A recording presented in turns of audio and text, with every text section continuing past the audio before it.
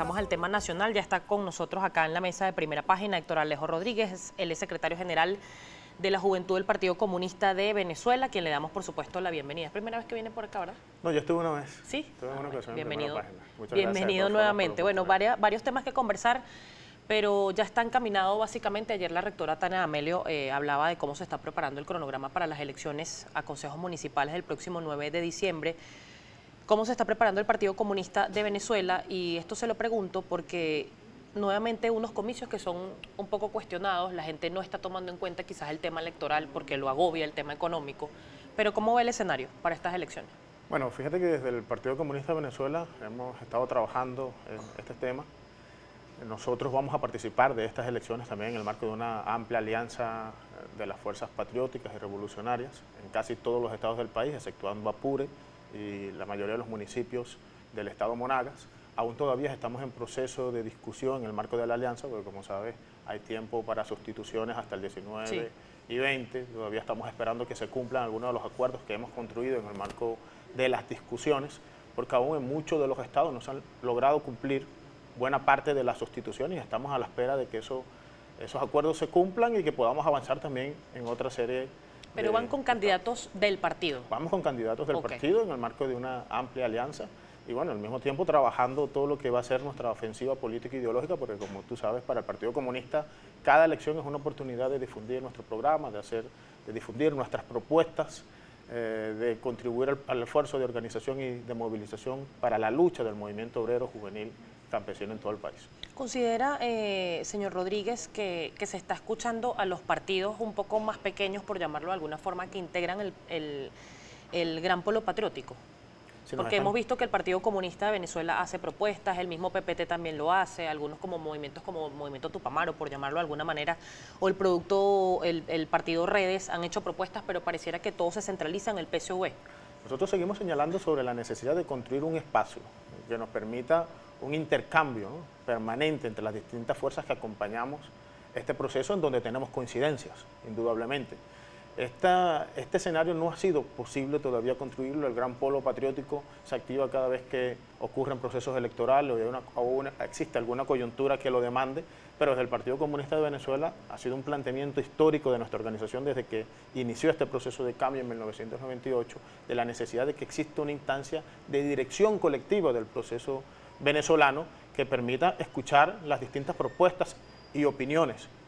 Se puede ver la cantidad de propuestas que siempre el partido está sacando a la luz pública en sus ruedas de prensa, a través de los distintos medios que dispones para promover el debate y la discusión política, y muchos de estos planteamientos no son escuchados, no son recibidos, no tenemos espacio donde discutirlo, y aún así, bueno, es un deber del Partido Comunista mantener sus posiciones, defenderla en la calle, con la movilización, con la lucha, porque en definitiva es la lucha, la organización de los trabajadores, de los jóvenes, de los estudiantes, del campesinado, lo que nos va a dar resultado en el duro contexto de la agudización de la crisis capitalista venezolana. Y hablando de campesinado, en los últimos días hemos visto pronunciamientos de la Dirección Nacional del Partido Comunista de Venezuela con respecto al asesinato de dirigentes campesinos. Hace algunos meses se denunciaba, el mismo Pedro Euse lo hacía, un dirigente que fueron asesinados en el estado Mérida. Se hablaba de la vinculación de otros partidos políticos, pero más allá de eso, ¿qué llamado se le hace al gobierno nacional ante la vulnerabilidad de estos dirigentes que están en los campos venezolanos, que también ha sido un petitorio del Partido Comunista de Venezuela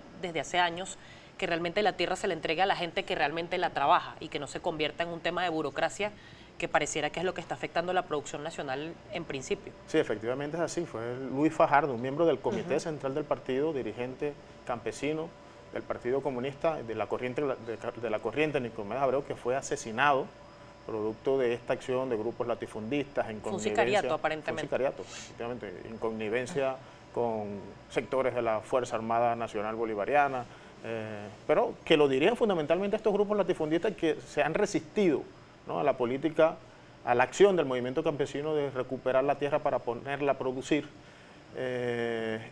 y que ha cobrado la vida casi de 300 dirigentes campesinos desde que se inició todo este proceso de transformación del campo venezolano.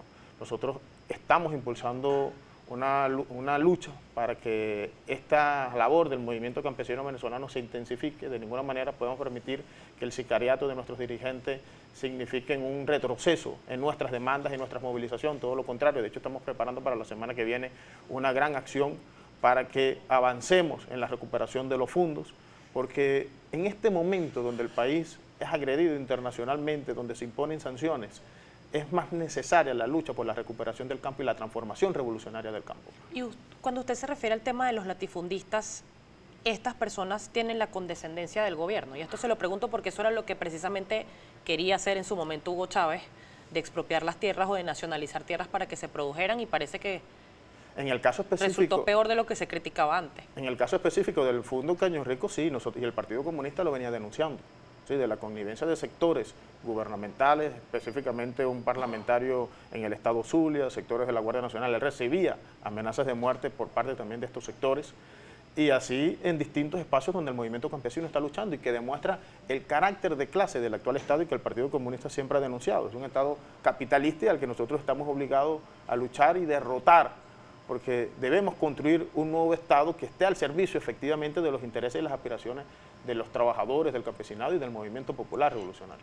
Es decir, que este bloqueo o esta guerra económica que se denuncia por parte del gobierno tiene también un ingrediente interno. Se está haciendo guerra dentro de los mismos sectores de la revolución.